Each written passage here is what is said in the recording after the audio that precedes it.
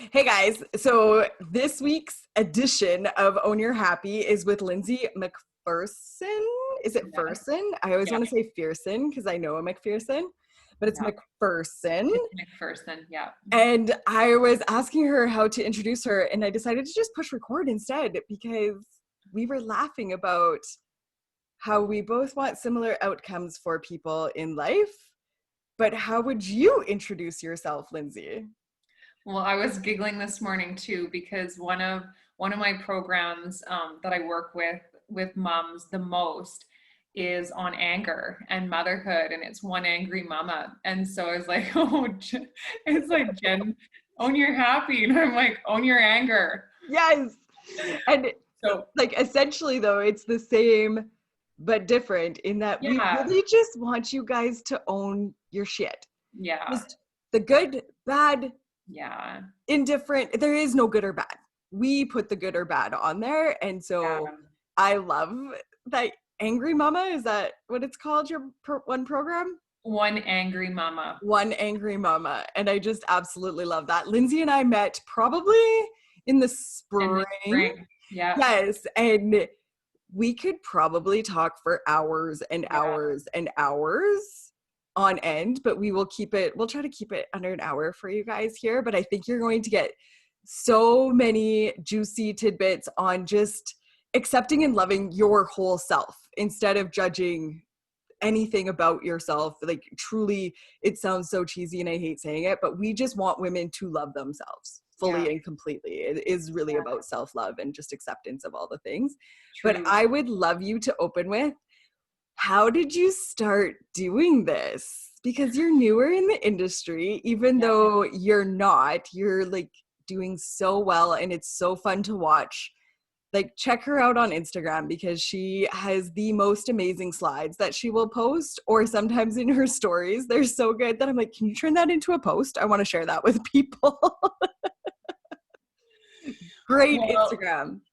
I I share what I embody. I share what I've been through. I don't have you do anything. I don't encourage you to do anything that I don't do myself. And I haven't moved through the discomfort around. And so it was funny. I was actually chatting back and forth with a girlfriend the other day because we're going through a really big transition. We have a 1.5-year old and a 3.5-year old, Mm-hmm. and like sleep is just not happening, or it's happening in like little chunks, and we're both, me and my husband, are just being like stretched.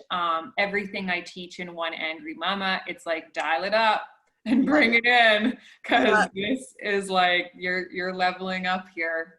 And so I was saying to my girlfriend that One Angry Mama actually was like birthed from my non-sleeping children. And it's not that I didn't have a lot of emotions and a lot of truth and a lot of stuff really suppressed for my whole lifetime, like everybody else, truly, whether we acknowledge it or not. Exactly. So we like to think as moms, it's like, oh, my kid's making me angry. And it's like, well, no, your kid's actually just showing you the parts of yourself and your emotions that you've suppressed for this lifetime, and many, depending on what your beliefs are around it. Exactly. I think kids are like, this isn't a flashlight, but I think they're like the flashlight for anything that's not quite up to par, or maybe Yeah. in your life on what you're not Yeah. dealing with. And they're just going to shine it so bright for you. Yeah. They really have the capacity to bring up the things that you are really not wanting to see. They really bring to the surface the parts of you that you have worked really, really hard to put, like, to bottle. Yes. And I just say, it's like when we don't attune to and feel and hold space for our emotions and our truth and our limits and our boundaries and how we're feeling, you're just bottling energy all day, all day, all day, all day, all day. So then it just takes like one thing you read on social media, one thing your kid like doesn't listen to, your husband like cooking the wrong thing at supper, and you're just like, boof. Yes. It's And just like, then that's it. I'm done. Now that's I have it. gone to the other dark side. Yeah. And society tells us like, oh, well, they're the problem. Like, my kids are the problem. My husband's the problem. So you can spend your lifetime bitching about other people being the problem, and people will affirm that. They love that. They like want to support you in that. Yes. Until And you we start just want to getting like it yourself. bust that shit out. I will share this vulnerable moment I had on the weekend. And to many people, this might not seem like a big deal, but because I've been in this work for as long as I have now, and I really, like, I was a professional stuffer. Like, Yeah. do not deal with emotions. For looking back at my whole adult life and some heavy shit that I had been through, I was like, oh, I'm good. Oh, I'm fine. Oh, I'm good. I actually had many friends tell me, oh, you handle everything with such grace. And I just wanted to scream the last couple of years at them of, that wasn't grace. That was improper healing. That was not dealing with anything. Yeah. So I'm in this place that I like, nope, you deal with everything that comes up, no stuffing down, handle it. Like, I have so many tools now in my toolkit, right, to deal with Yeah. those things. And I'm really about trying to look absolutely everything in the mirror. Well, we rescued a dog almost 2 years ago he's part coonhound, and he slobbers, and Yeah. he shakes his head multiple times a day, and the slobber flies and hits the wall. And when we adopted him, my husband did not care for his size or his slobbers. And I was just like, my heart was just taken by this dog. I was like, he's mine. Like, I have to keep this dog. And yes, it's gross. Absolutely. Yeah. And yes, he does stupid things many times, but we have had so many arguments about this dog that there's been multiple times that I've broke down crying and been like, we have to get rid of the dog. Like, I can't have this in our relationship anymore be the thing. And Yeah. just on the weekend, because the dog stole something off the counter again, which turns my husband into like this tizzy. And Yeah. I've been so PO'd with him for like the last 6 months, on and off, like little bits here and there, not on a regular, that I'm like, you have to deal with your shit. This is not about the dog. Like, stop it already. Yeah. Deal with whatever anger you have. It's similar to the kid situation. Yeah. And this is where you're allowing that to come out of you because you think it's justified because he pulled a boner. Yes, he jumped on the counter and grabbed food. But perfect little Jen over here, she was doing the same thing, but with Blake. And I was using the dog with him of like, you're not dealing with your stuff. I was like, oh, wow, I am allowing your reaction to the dog to have a reaction with me. This is not about me. This Yeah. is all your shit. I need to just let you deal with that on your side and Totally. stop making it mine. Yeah. Yeah. Yes. And the more compassion that we can have for our humanness, because none of us are Yes. getting this perfect and like right, even us as coaches and Yes. supporters and guides for other women. Like, none of us are like nailing this 100% of the time. And just like turning towards yourself with so much compassion to be like, oh, I see you. Yes. Judging him the same way he's judging the dog. Exactly. Or It was blaming or such a whatever it is. moment for me, Yeah. sitting on the kitchen counter, just being like, okay. But I think that's a like really beautiful segue to, you obviously deal a lot with inner child, and inner Yeah. child was not it was on my radar a year ago, but I wasn't really understanding what that meant. And so I would love for you to explain to people what that means to you, or what that looked like for you in Yeah, your sure. process. Sure.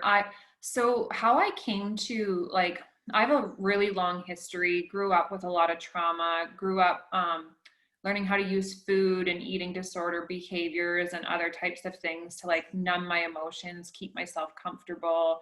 You know, some of it was about control, but I hear that a lot with eating disorders. And it actually, for me, wasn't all about control. It was more about like comfort and nurturing and love and numbing out, really. So I'd spent about over a decade in 12-step recovery for my eating disorder. And I remember at a meeting years ago, this woman had said, like, I just don't even care anymore. Like, whatever I do or don't do with food or my body, I'm just like, I'm not into not loving myself. And I'm just going to like love myself up no matter where I'm at or what I'm doing. And I was like, it really spoke to me. I And love those moments. yeah, and it was a moment that really, like, you know, those moments where it's like seemingly small, but like changes the trajectory of your life. in a 10 really years strong way. later, you Yeah, recall the conversation and yeah, she might not even have a clue that that conversation probably happened. not. Yeah. Probably. And so I just remember, because at that point I was like, I was seeking healing outside of me. I was seeking to be fixed. I was seeking for answers. And I was investing a lot of time and money and energy in other people to like fix me and give me my answers and be to me what I didn't realize I needed to actually be to myself. But it flipped a switch within me to say, you know what? Like, I'm not doing it anymore unless it brings me like love and brings me further back into who I am. And so I stopped that like hustling for things and programs and more knowledge that didn't bring me home or bring me Yes. into more of a space of like loving myself. And so it really started out of just self-love for myself and really being so compassionate, so supportive, the mother that like I never had. And so it started there. And then inner child healing started to get more like talked about. And so then I connected through to it in that way as well. But really for me, where the inner child stuff has been, I guess, expanded more beyond like self-love, is that recognizing like within me is a little girl that like stomps her feet and gets angry when like her kids aren't listening, or like that feels really scared when like her children won't go to sleep, and then I feel like vulnerable and that feels like too out of control. So I like to think that my inner child like actually like really runs my nervous system a lot of the time. I completely agree that that is a real Yeah. thing.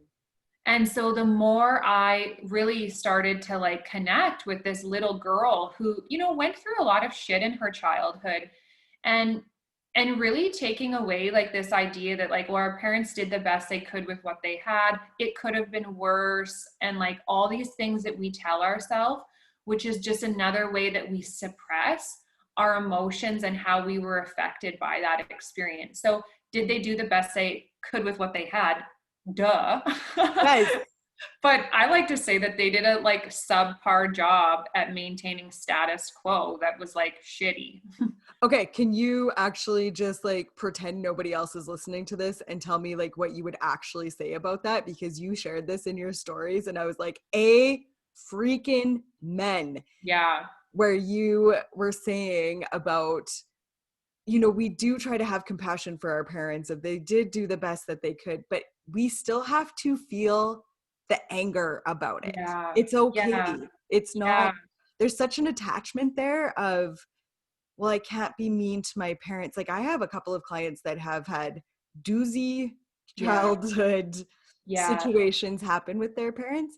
And it's not about making your parents into absolutely horrific people, but if we're not honoring the feelings that Yeah. we would have had at that time, and now we're still continuing to have, we're just maybe not aware of it or Yeah. accepting it. I think Yeah. that's huge Yeah. for people. I hear you on that. And one thing to consider with that is that like we have a part of our nervous system that's like our social nervous system that thrives and wants connection, security, belonging, and love. And so as human beings and as women and as moms, we're just wired that way. It's a part of our physiological wiring.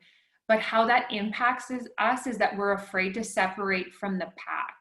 And so we're afraid to lose that security, that connection, that love and belonging, even if it's not healthy, even if Mhm. it's not supportive.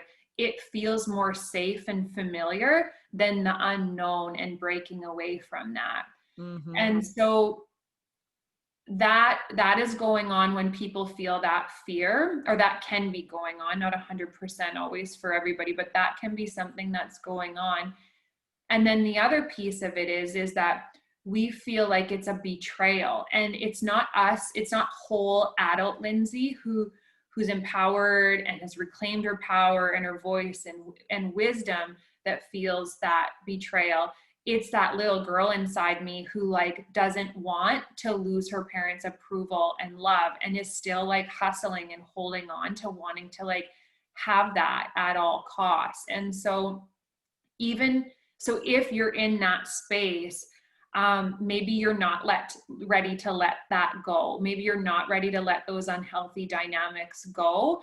And so just honoring yourself and that resistance. It's okay that we have resistance. We can know the things we need to do, but have resistance for a decade or 5 years or 3 months. But same thing with resistance. Turn towards it and love it. Your resistance is only Right? trying to keep you safe. Yeah. It wants the best for you. It'll cause you to suffer way more than you need to, but it Yes. truly wants the best for you. So really get to know, like, hey, resistance, what's up? One thing I've been really trying to practice, because I am queen of resistance as well on those things, because I'm like, oh, it's bad, it's negative, I don't want to have those thoughts or even admit. So now I'll say, like, whatever negative thought about myself that comes up, and then I go, and I freaking love that. I freaking love that I Yeah. have that, and Yeah. try to turn that into a more powerful place to be. And it has helped me accept and surrender to those Yeah. thoughts and just Yeah. allow myself to be in those Yeah. a lot more, because it doesn't feel so like, I don't like to be the victim, Lyndsay. That bugs me. I don't want to be thought of as a victim. I have people in my life that have been victims their whole life, no matter their scenario. And I'm like, oh, your life is not that bad. Like, Yeah. but just that victim mode. So I don't like to be in that place. But being able to say that has allowed me a lot more space to do with in that situation, just to be able to feel those feelings and not feel like I'm coming at it as a place of Yeah. woe is me. Yeah. Oh, poor me over here, because I don't like that place. Yeah. Yeah. Yeah. Just like turning towards ourselves, and then it's like, oh, look at you, so cute. Yes. Blaming everybody else for all your shit. It's Yeah. okay. Give yourself, like, it's like, give yourself 5 minutes or 10 minutes or whatever you need to like feel that, Yeah. love yourself through it, and then like, and then be done with it. You don't have to move in with victimhood. No, But like, I don't know. I don't know if we'll never not have any of these patterns I come don't up know at either. some times. At some times, I don't know. And I think the part for people that, so like, I wouldn't want to go into those feelings, because I had struggled with depression and anxiety Mm, since I was a teenager. And so yeah, because I didn't feel like I was in that place, I felt like I was like, I have to stay above. I'm treading yeah, water and I have to stay yeah, above that lower spot. So it was really yeah, uncomfortable to get in there. But I like to look at it as, the faster we can kind of get in there and give ourselves like that 5 to 10 minutes and really love ourselves and be okay with that yeah. spot and that smaller version of us, Mm-hmm. knowing that I'm not moving into that space completely. It's not going to Yeah, turn into this, I don't want to yeah, get out of bed for weeks. yeah, It's very different. I yeah. would love you to touch on, because I noticed this with a lot of people, and I know I went through this a lot in the beginning of doing this type of work, that feeling any sort of negative feelings towards my parents made me think that my kids are going to go through that with me. Oh, I really struggled with that, and I really struggled with, I can't cut any family members out, not fully cut out, but I can't yeah, set, I had a hard time with boundaries, yeah, because I don't want my kids to grow up and go through these boundaries and not want to be around me. And I look at it like breaking the chain yeah, now, and that I will have a completely different relationship with my children. And there might be a point, yeah, like, I literally see things happen with my children. I'm like, that'll be some inner child work that you'll have to work on, and I didn't do that, but you're going to perceive that I did that to yeah. you. Yeah, I think that we can't control the outcomes that we think that we can. And so we don't know when our kids are little, like when they're little, they're with us, they're in our like they're here, they're a part of us, whether they want that or not, or like whatever that dynamic is. They can't go anywhere. And so yeah, it's like going through that transition of like, we don't know. Like, I mean, I'm healing the wounds of why I had distance from my parents at different times in my life. And I think that that's all I can do. but I don't know what my kids are going to have that came through like other like genetics that I don't have. Like I don't know what wounding that they're carrying that isn't just from me, because they have stuff that's come from my husband's family lineage as well. And so I can't fix it all. I'm doing a really incredible job, I believe, at like healing my own stuff and Mm-hmm. showing up differently for them, but for myself first. And that's where I see parents skipping, particularly moms. They want to be different for their kids.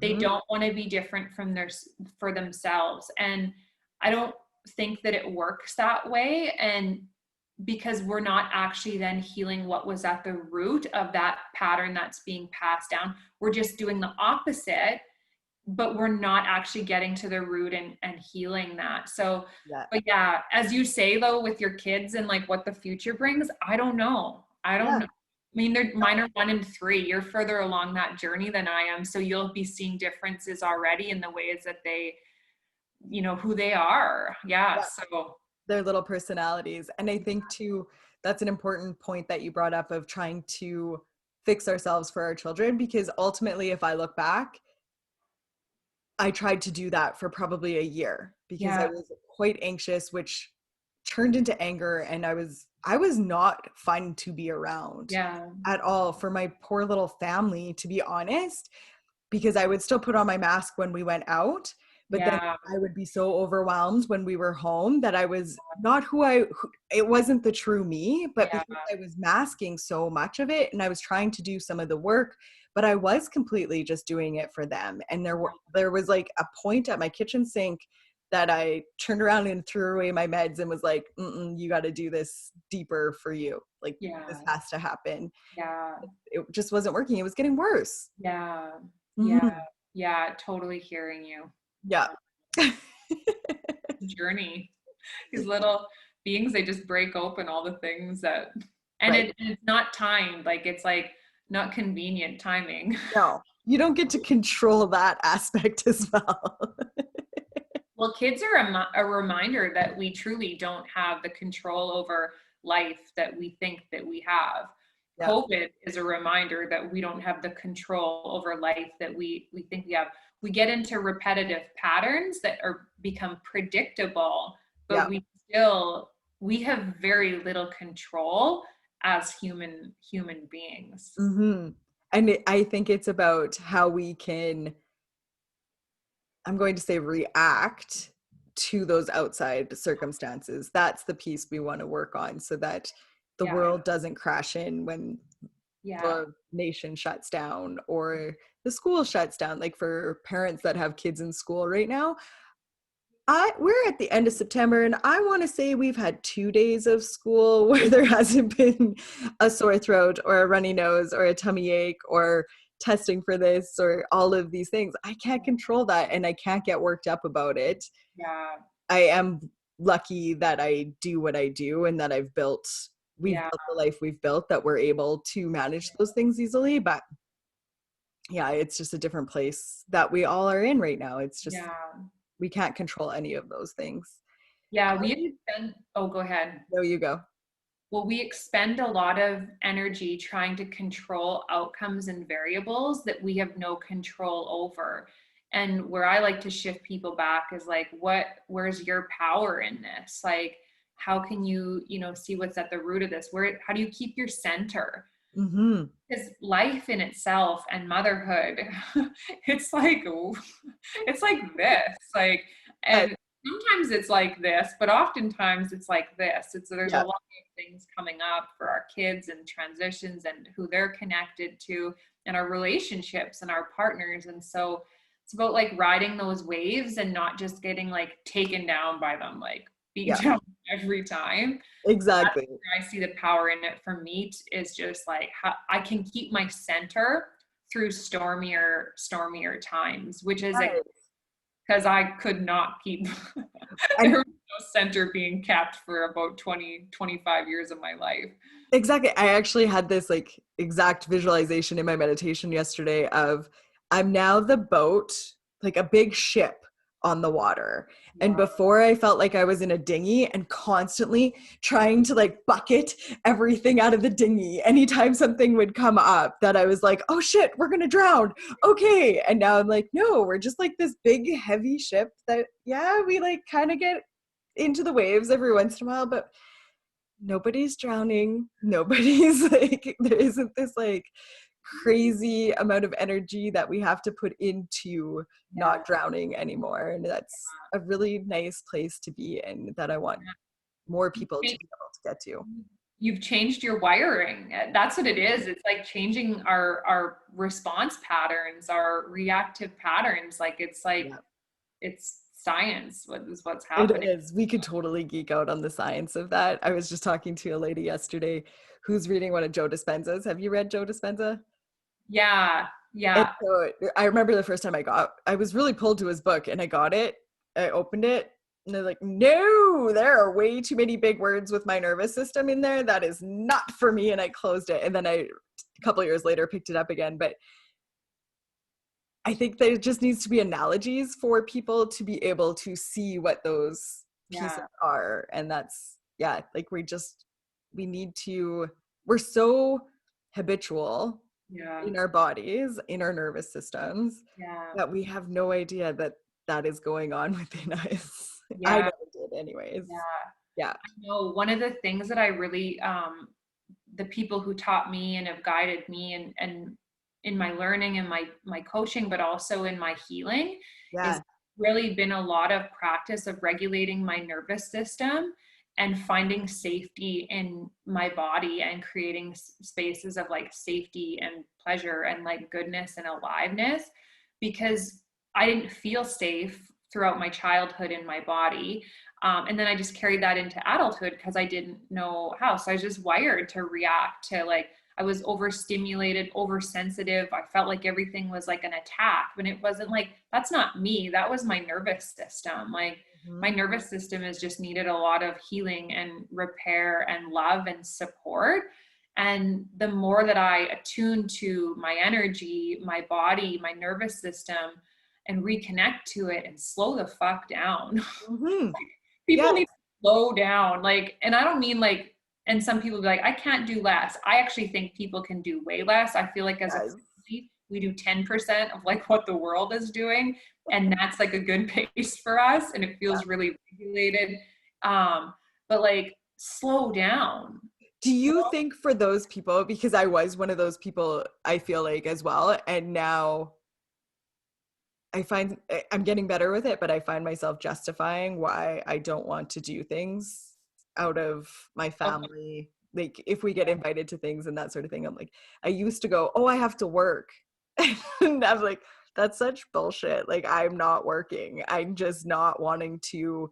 It's not because I don't love people and it's not because I don't love the events that we're invited to or the extracurriculars, Yeah. but once you've been able to slow down and you see what that feels like for a period of time, you don't want to go back. But I think a lot of it is that change piece of being afraid of change and we don't know what that looks like. We've never felt that before. I also, this is not going to go over well with some people listening, I'm sure, but kids in extracurriculars, we don't need to be on the go all of the time. Yeah. They, I think we overdo it in that area and we're therefore showing our children that they need to go, and that's how they feel full and whole, is if they're in all these sports and activities and all of the things. If they don't know how to be alone with themselves, and it's not about um just like sitting down and doing video games or TV or something, but they need to be able to feel safe within themselves too without having such a busy schedule, I feel. And I do find it very fascinating how, like, I have friends with teenagers that keep saying to me, you need all your kids in sports because they will do drugs if they are not in sports. I'm like, Yeah. "Mm, that's not actually true, but okay, for you, if that's working for you. There isn't that actual correlation, but we have made that as society, I find, that we Yeah. need to get our kids in all of this stuff. Totally. They Yeah. just need to be true to them. Yeah. Yeah. And true to what feels good to you as a family and your Mhm. context. Like I just don't operate on like pedal to the metal every day. Like we would be very miserable because I would be very miserable. Like it would just wouldn't that doesn't work for my system and my being, and it doesn't work for my husband and our kids. So we just don't, we refuse to buy in. And some people would say, oh yeah, Lyndsay, wait and see. Your kids are 1 and 3. Oh And yeah, they definitely will I'll say tell that. you, Yeah. it is, but it isn't. Like I know people with 3-year-olds that they're like going to all these like programmed things, and I'm like, I don't know, I'm just not ready to like buy in to No. that yet. And it's that balance of like, what are my kids missing out? What are they missing out on? They don't know that they're missing out on. I think I have these fears that they're missing out, but like they're 1 and 2, Exactly. they don't know. Have you read Dr. Shafali? No, but I've come I across want her and I've had her recommended a few times. So I think I started following her, but I only see 20 accounts because of Instagram Yes, algorithm. absolutely. I don't follow her, but I binged her for like 12 hours one weekend of every interview before her book was out, Yeah, on every interview I could get my hands on. And it's all about conscious parenting, right? So it's all about, even like my husband and I were having this conversation the other day. It's being aware of why you think that your kids are missing out, yeah, essentially, and yeah, what it is about you that you're actually projecting onto them. So my husband, we've been back and forth on, we play outdoor hockey. And so we haven't had to make the decision yet whether my boys are going into hockey this year, which they both adore and love. yeah, And I love that they love that. And I don't want to take that away. But my husband was also a hockey player. And yeah, so he was like, well, they need the friendship. And I was like, is that yours or is that theirs? We need to look at whose story that is there. Are yeah, they not going to make friendships in life if they don't play hockey? No, that's not true either. yeah, I get that they want to, we'll figure it out, but we need to like pay attention to what stories they're not usually ours, I feel like. yeah. At our root, at our core being, it's something that has been conditioned within us as a belief. Totally. Mm. Yeah, totally hear you on that. And also to recognize that like our kids don't know our family limits and boundaries. Like, yeah, like Grace is like, I want a pony and I want a cat and I want a rabbit and like wants them right now. And it's like, we don't have the capacity to take on any of those items right now. Like, I would love for you to have all of those, but like, we don't have the capacity. Yeah. She would go party with our neighbors every day of the week. Like, so our kids don't know our limits, and they oftentimes don't even know their own limits. And so that's where we, with a fully developed brain, Yeah. need to be the parents to say like, this is our limit, this is my limit, and this is our limit as a family. And so having conversations around like, okay, well, if that sport or that activity is really that important to you, how can we get you there without me being there all the time? Because I actually can't commit. I want to be there sometimes, but like, Mm-hmm. I don't know, where it just like there, and I mean, sports and extracurricular has leveled up too from where it was when I was a kid growing up in a small town. So it's like extreme in a lot of ways to me, Mm-hmm. because they're just, it's like everything we need more, better, more. And Yeah. I'm like, I want less. I want one practice a week and I want one game a week. And that's like, that's my Max. max. And even so, as somebody that has 3 children, that's a max for me, because then now I have 3 practices, Yes. 3 games, let alone if we are in a tournament. At, Yeah.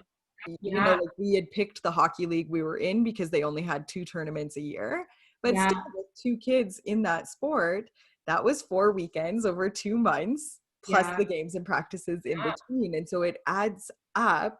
Yeah. And I think we just need to look at what reasons we feel that is Yeah. necessary to put Yeah. into our lives. I'm not saying don't ever do sports.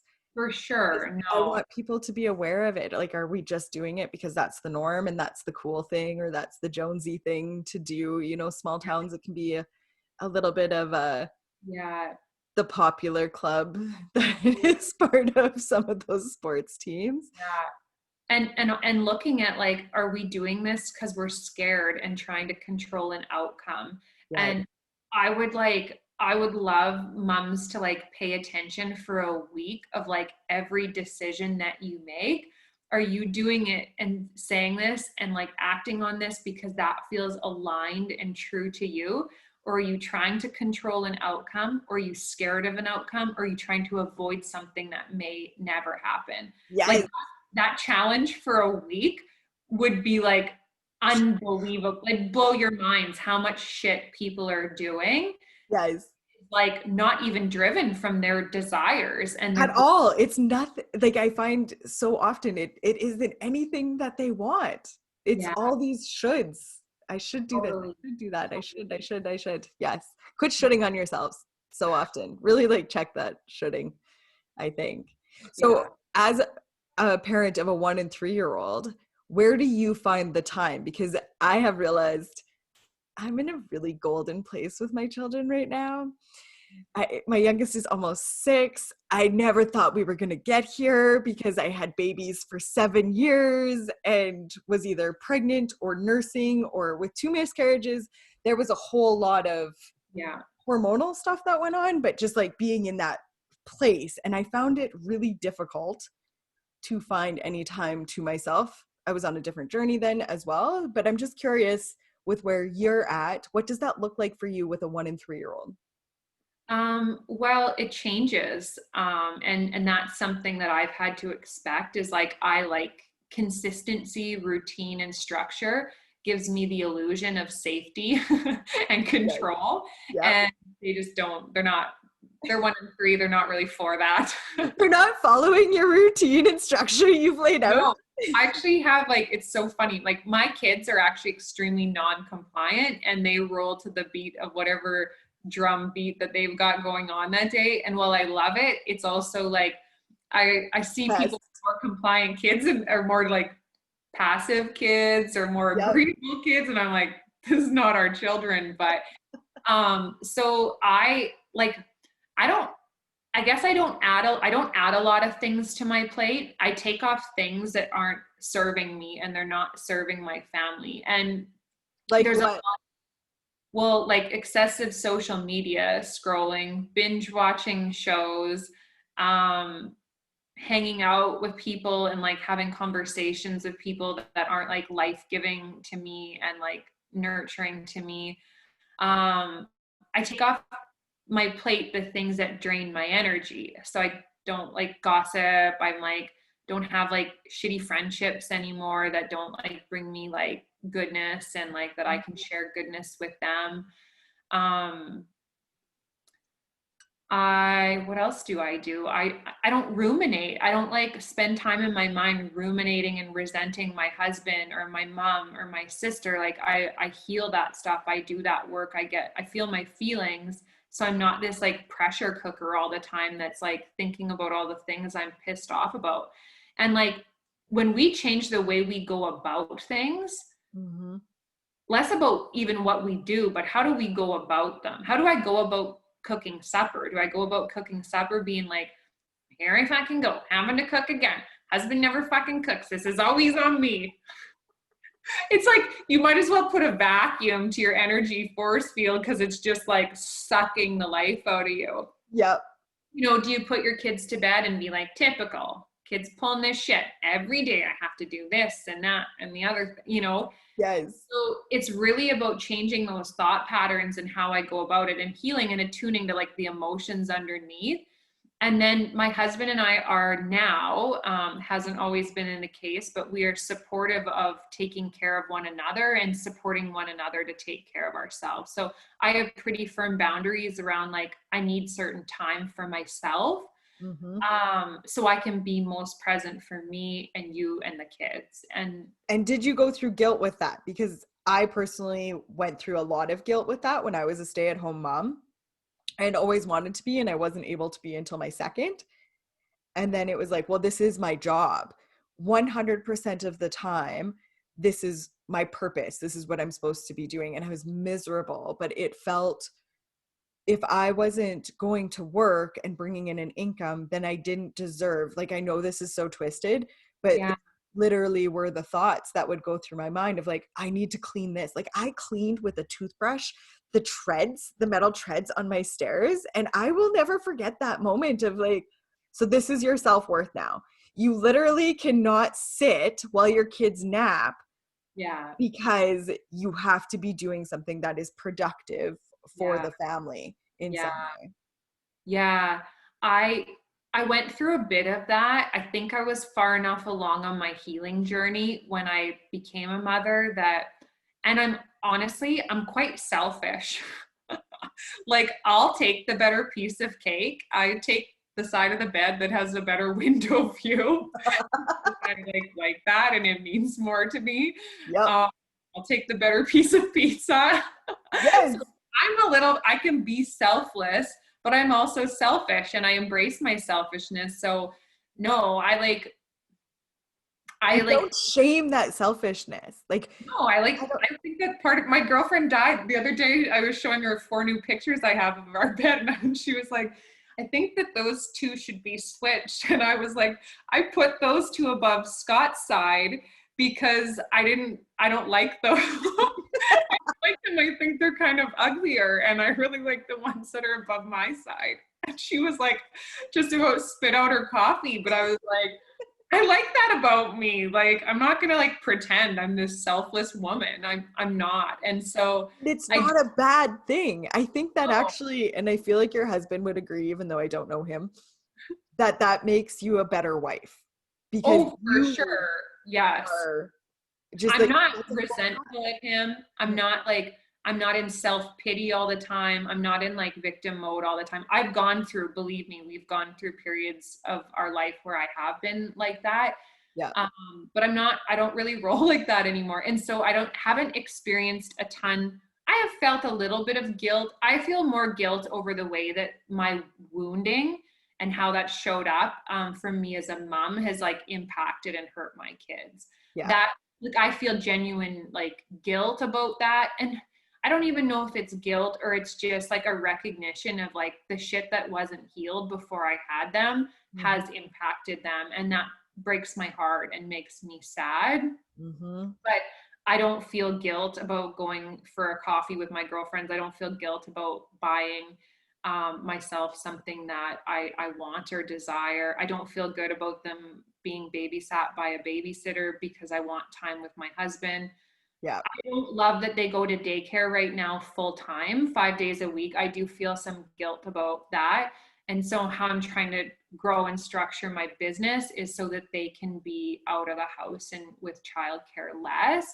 Yeah. Um, but we're in a bit of a transition phase. So, And that will come. that will Like, come. It's a goal truly. of ours to get that so that they're only there about 3 days. And so right now we're doing shortened days as a compromise, just so that they're not. But I don't like them being there 5 days a week.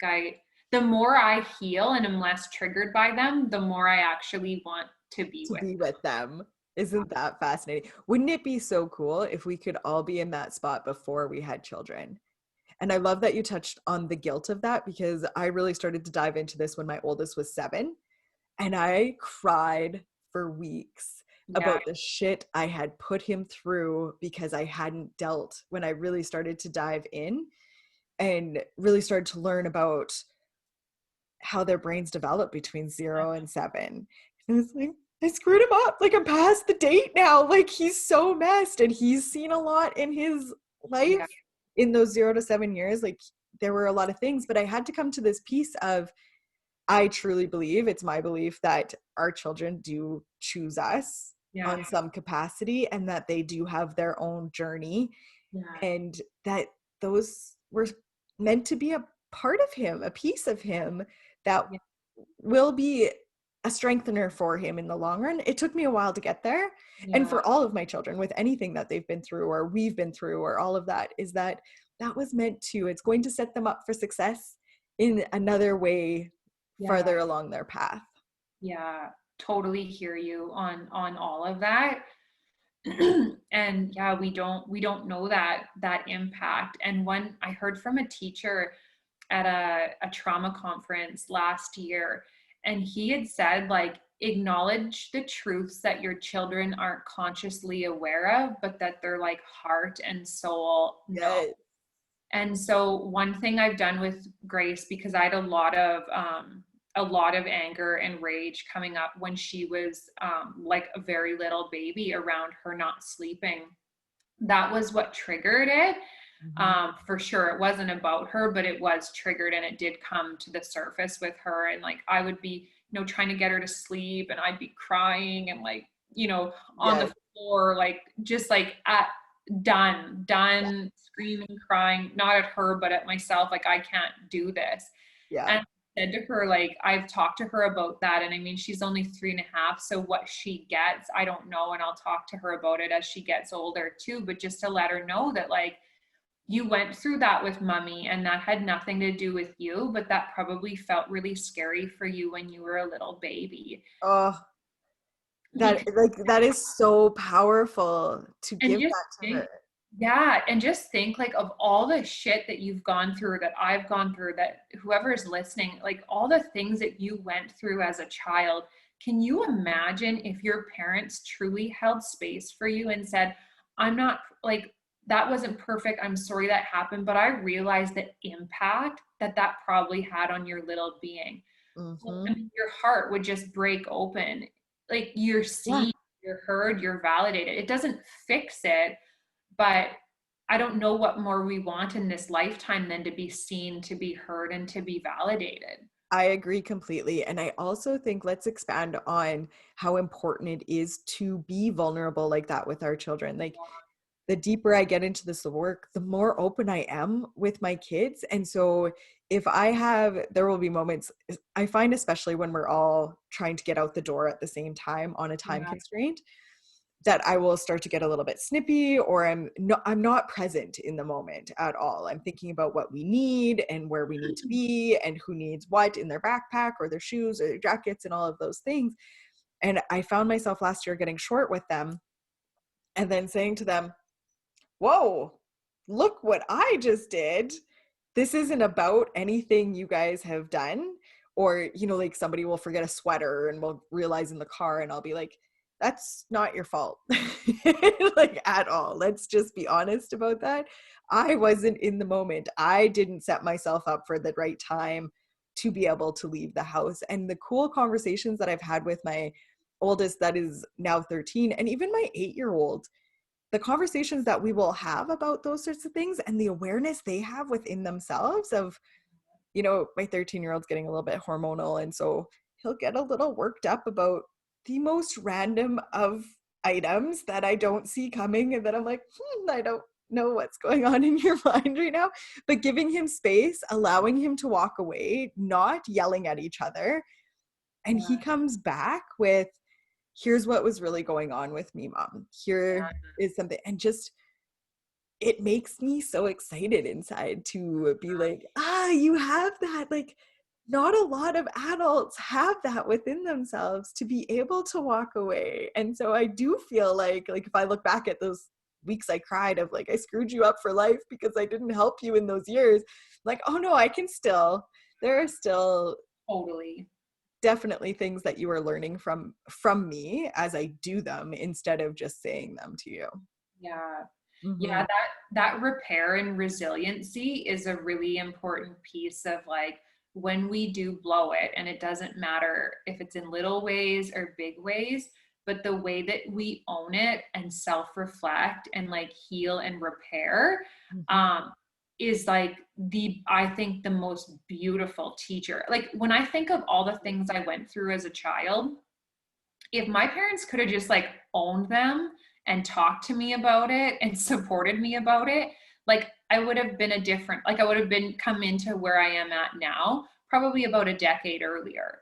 Yeah. And so it's not that and I mean, I'm not saying to like continue on trauma or abuse or like patterns that are like this can't be continuing on, but just with those little things of like just honoring that, like, how do we get intentional about the ways that we reconnect and that we repair and we bounce back from our shitty moments? Because they need to know how, because they're going to blow it. So if mom never blows it and owns it and shows you how to bounce back, who do they learn that from? They Mm-hmm. won't get that modeled in a good way at school. Nope. They'll I get agree. modeled to like say sorry. And I'm like, can we stop telling our children to say sorry? She's not sorry. She's going to do it again in 5 minutes, and you're just trying to get her to be compliant. Yes. So it's like, let's teach them how we reflect, how we come back together, how we have tough conversations Mm-hmm. um, after we blow it, and how we hold ourselves accountable to like love ourselves more, and like love the people that we're closest to more. I agree completely.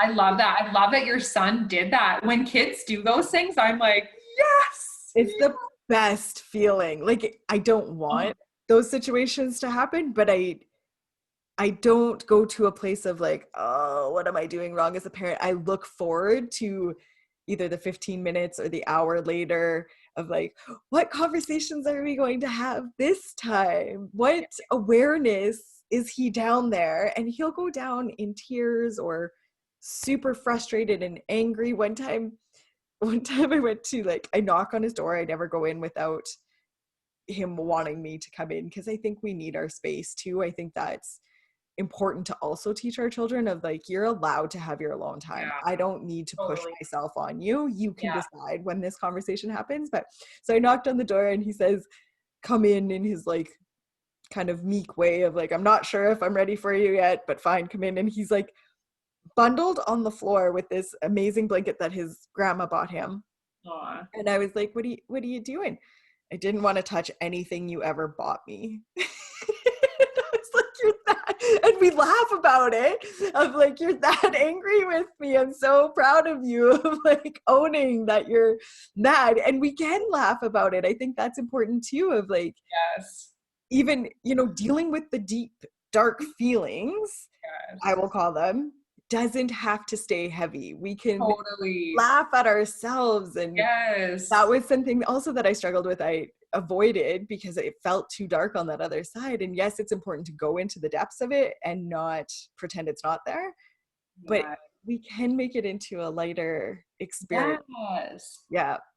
Some of my most powerful teachers have said that. Like, I was like, oh, I need to like grow my container for pain and discomfort. And it's like, I need to grow my container for joy and Yes. pleasure and laughter and fun and intimacy and connection. And that, like, this journey that we're all on it, like, whether Yeah. we are aware of it or not. But Yes. like, bring in the pleasure, find the things that make you feel alive and expansive and fun and joy. Like, but you can't get those feelings on a true inner level, like deep, like authentic level, unless you embrace the messy, the hard, and the uncomfortable. But it's like Completely. tapping in, and how can I bring like pleasure and fun and laughter and play and silliness, because those are actually, as much as we're like, oh, that is like sounds good, they're really vulnerable, Uh-huh. especially when if we're stuck in rhythms and routines of like being pissed off and feeling victimized and like everyone else is a problem. Yes. Switch like fun and dance and like play is like, oh, Yes. I'm going to be happy and no one's going to be being punished by my passive aggressiveness. But it's so profound and healing to like tap into like fun and joy and pleasure. And oh, I I love found, like I feel like sometimes these are muscles that we can't see. And it's it. hard to, there isn't like a linear path for them. And there aren't boxes to check off of like, yes, I've done that. And I look at it, like when you're working out or trying to get healthy or something, there's progress that you can see. The pounds are lost or the definition, or people are noticing, or clothes are fitting different. And you can't always see that with your mind. But when I was able to start dancing on Instagram, Yeah. I was like, oh, you've moved to a new level. Like you give two shits about anybody else anymore. This is all about you. And this is just the joy of you. That was a cool moment to see, because we don't often get those, especially in the beginning. I think the farther along we get in these processes, we start to notice, oh, I didn't react to that, or oh, I'm not doing this the same way. But celebrating those things, I think, is important too. Huge. Really important, because sometimes I found, I don't know if you see this, but we get stuck in this like, I need to heal, I need to heal, I need to heal, I need to heal, I need to heal. Yes, there will always be parts of us to heal, but don't like get stuck in that mode now. Like that's a victim consciousness mode over there too. Of now, like I'm so broken, I have so many parts to heal. Yeah. There And could that be chase, joy. yeah, and that chasing too. Mm-hmm. Totally hear you on that. Yeah, chasing more to be wrong Yeah. with you, I think almost sometimes. Yeah. Okay, I kind of want to switch gears, but this is, I think, something that's really important for people to hear because I know a lot of people that follow along with me have big dreams that are a little bit too scared to just chase after them. And so, what happened in your life that you were like, I'm going to now do this for a job, for a career? I'm going to start my own thing. I'm sure that wasn't comfortable. Talk me through that a little bit. Sure. Well, I've had the jobs and the work that I've done prior to this have kind of like led me a little bit to this, and not in like the ways that you might think. And I think it's really important that, because we often think, well, I don't have enough, I don't know enough to do what I want to do. But when you Mhm. look back, and my sister-in-law, she called this something, there's a word for it, and someone listening or you might even know, where it's like you have this skill in this job that doesn't apply to like what you want to do or create, but it's like a transferable skill that you, Yeah. it's like my background is in education and teaching, and I worked inner city as a college and career coach. And my job that I resigned from in December was like the best job, truthfully. Like it was like I had the most support, I could do so much training and growth and development. I worked with people I was best friends with. I served in a community that I, felt like needed and wanted that like support. And it was like there was a mission that went with the school and what we were doing that was really important to me. But I just knew it wasn't for me. I knew my heart and my soul was being called to something more, and just to do something different. And so yeah, I never felt like I had enough to do this. I felt like I had to get all the trainings and know all the things. But the truth of it is that there's something within each of us. Like we're all guides, we're all coaches, we're all healers. And it's just of like, some of us want to formalize that and do it as like a business and do that full time. Um, but what do you have within you that you can share with other people? And I mean, I like, I had 15 years of healing and personal development and like training, that it's like, oh, this is like makes total sense that I would do. And all those pieces in different unique ways flow into my business model now. But for me, part of it was like taking the leap, being Yep. willing to do something before I was ready, because I don't think that we're like ever ready to do these next level things. But also recognizing that like within you is that little girl who's scared shitless, that wants approval from others. She's running your nervous system, which might put you into like freeze mode, flood you, make you go like running for the hills. Yep. And so support yourself, support that little girl within you. So get tools to support your nervous system so you feel regulated, because you are going to be scared shitless. Mm. You are going to want to run for the hills. It is going to feel so bloody uncomfortable. Yeah.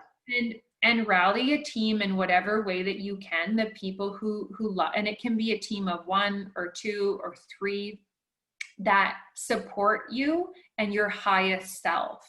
Mm-hmm. And for me, that was my husband, and it was actually my dad. And I wouldn't have expected that, but my dad was someone that always took risks and did the things that people said that you can't do or that you shouldn't do. Yep. And so he was really able to hold a good container for me taking a risk and encouraging. And he doesn't really, I tell him the courses that I'm like, the 3 courses I offer, Dad, are 1 angry mama, 1 untamed mama, and 1 sexual mama. And my dad's like, is that right? Small town Saskatchewan dad too. Like I want to give him Oh major yeah, kudos. oil patch pipeline. Like he's like not into this realm. He's like, is that right? Gets awkward. I don't have anything else to say.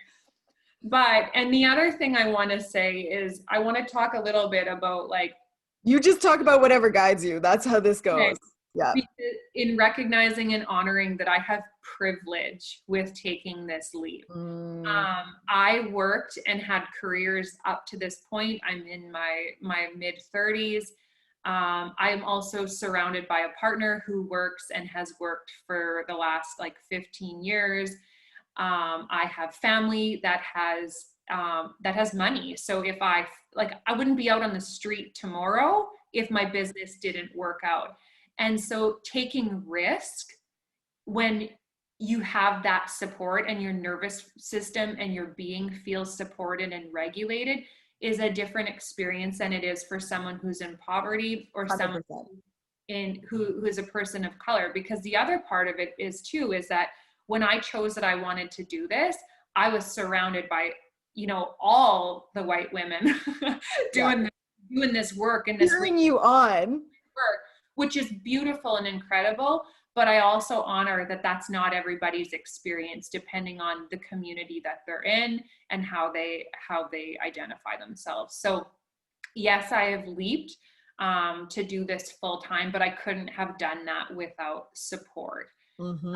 It would have looked different if I didn't have money in the bank and savings, and it looks different when it's like, and not to say that everybody can't do this.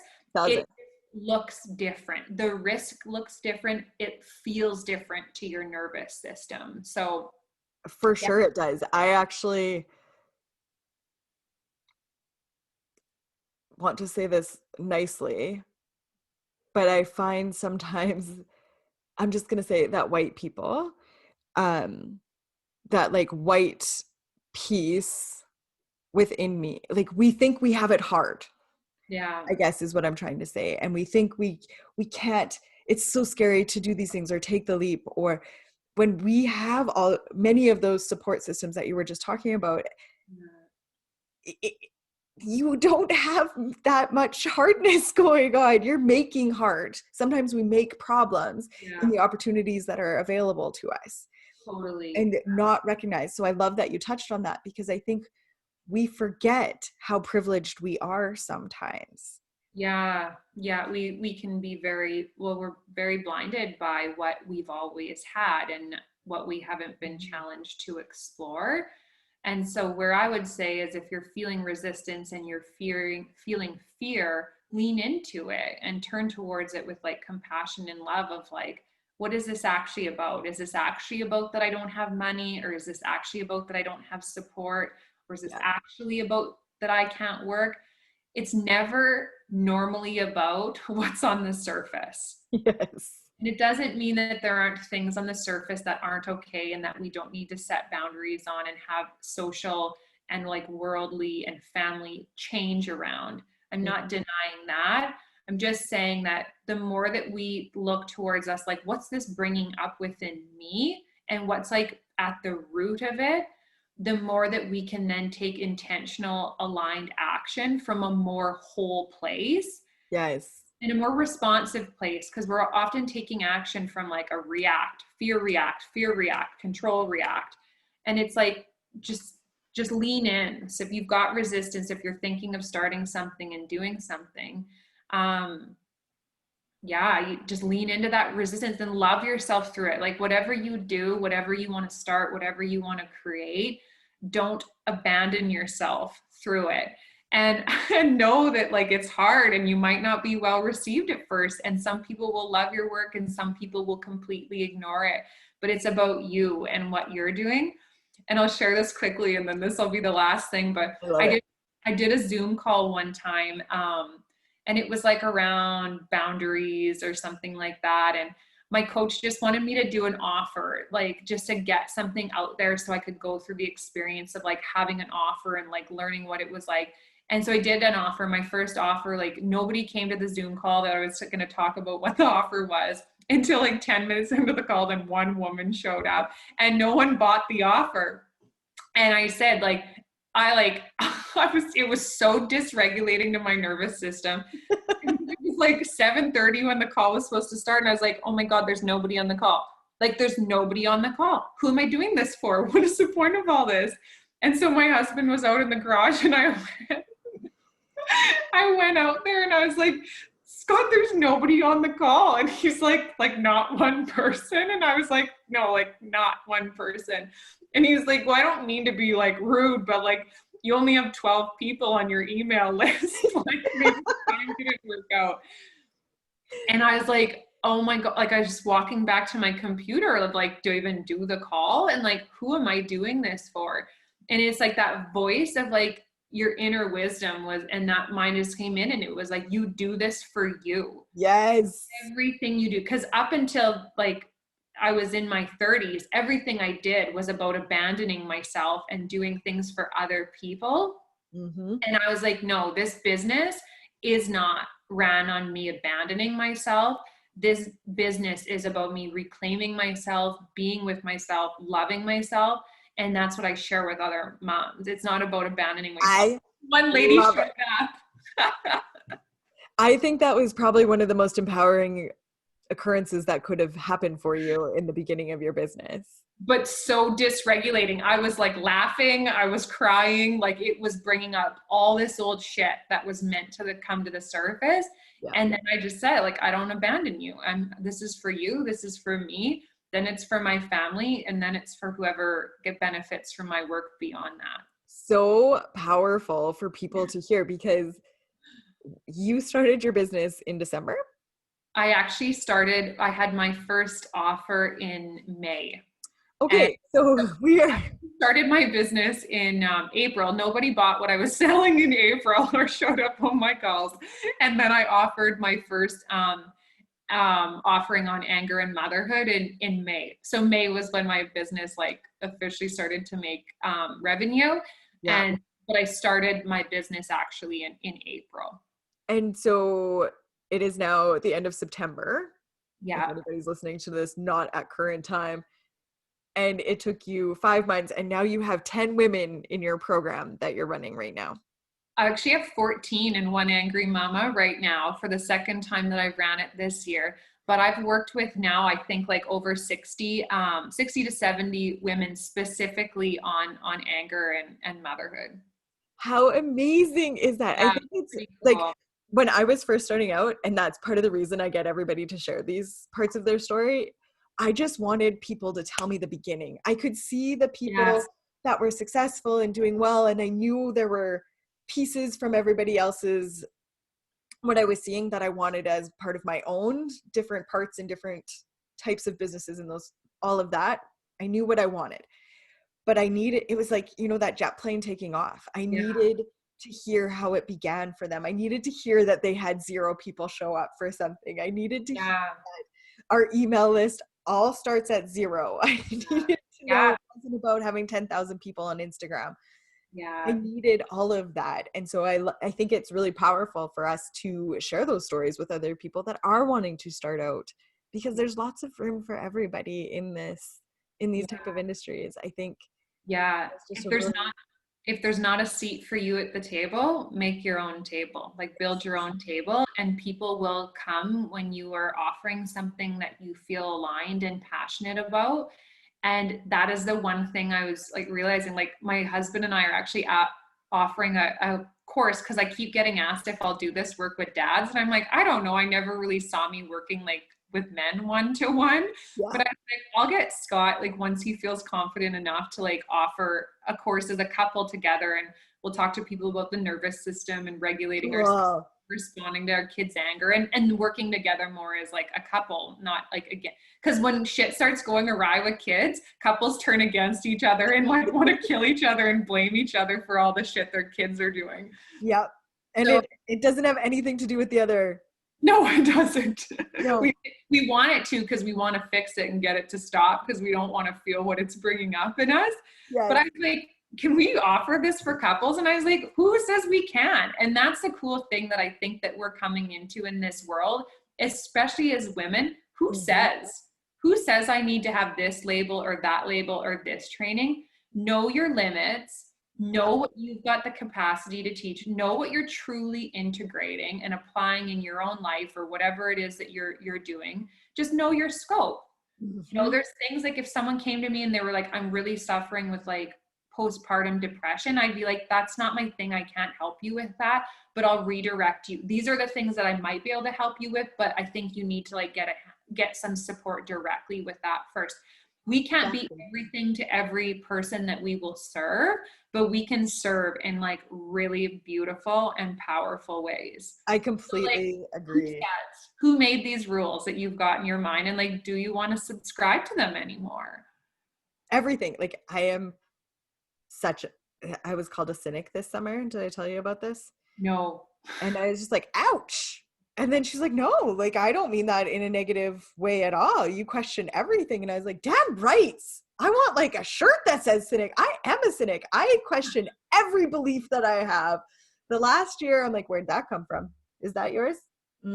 Why do you think that? Who taught you that? What commercial showed you that? What social media thing brought Totally. this into your life? Like, why do you? I am all about just like burn the damn box and build your own. Yeah. You can truly do that. It's 2020 and I think it's so cool and powerful, and we have no idea, many of us have no idea how easy it is once Yeah. we get through some of these steps. Yeah. And it will be like it like I'm not going to say too that it's not a lot of hard work and really Mhm. uncomfortable work and really vulnerable work, and you're like depending on what you're starting your business in, there's a lot of things that you learn that you just like don't even know. Like At there's all. so many things that I've had to learn to be like good at that I'm like, and I'm proud of myself now, but like I like there's so many different things I've had to learn. But like you're saying, like burn the damn box and build your own, burn the damn box and like live free. Don't even build a Yes, box. that's right. Come Screw the boxes. There doesn't need a on, box. the box. Let your like soul be free and like not be so like restrained and cramped and tight anymore. I love Yeah, I completely agree. Okay, where do my people find you? You can find me. I'm super active on Instagram at the Lyndsay MacPherson. Mhm. At the Lyndsay MacPherson. And I think will you pop the links I to, will definitely have all the links. you can email me the lyndsay.mcpherson@gmail.com. I'm active-ish on Facebook, but I don't love Facebook's boundaries with their like algorithms. So I don't put a ton of energy into that space. But Agreed.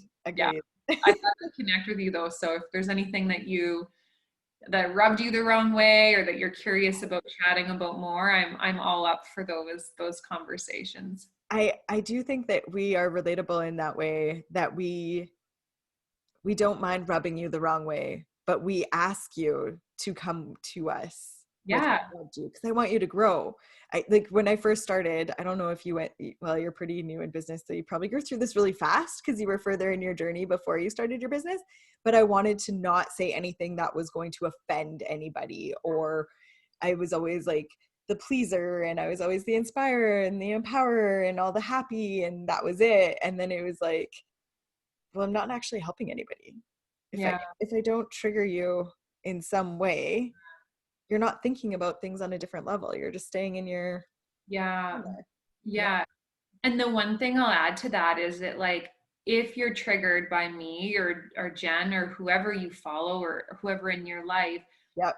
lean in and get curious about it, but also know that there's like no universal truths to like healing and life in general. Like other than like birth and death and love, like I don't even know what exists in totality for all people at all times. And so really like there were certain ideas that certain teachers and coaches and healers that I'd worked with in the past, they'd share with me and I was like, that doesn't feel true to me actually. And then I tried to make it be true to me for like Uh-huh.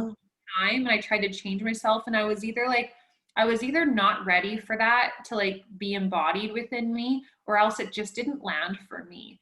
And Mhm. so when you listen to this, like know that if there was something that you're like, you know what, that's just like not true for me. If it was like, oh, it's actually like really pissing me off, but I think there might be something I need to explore there, explore that. But no, Yes.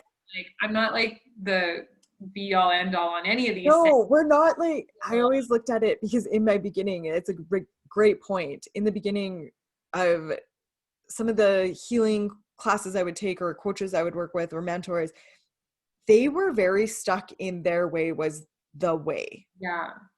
And that pissed me off after I got out of it. I was like in it for a little bit and I was like, oh yeah, this is amazing. And then I was like, wait a second, I can take pieces from this and pieces from this and pieces from this, and I can build my own truth Yeah. from everything. And I think that is a really important piece for people to recognize, that there is no one coach or mentor or author, speaker, any programs or anything out there that is 1000% has to be yours. Yeah. You got to widen the scope, take in what you want to take in, sort out what isn't yours. And yeah, I think that is powerful. Okay, we should let this go before we keep talking, because I'll keep talking. I'll keep coming up with things. So thank you guys so much for tuning in to Own Your Happy. And make sure you check Lyndsay out. I will have the links in the comments. Leave us a comment. We will get back to you, whatever that looks like for you, and have a great day.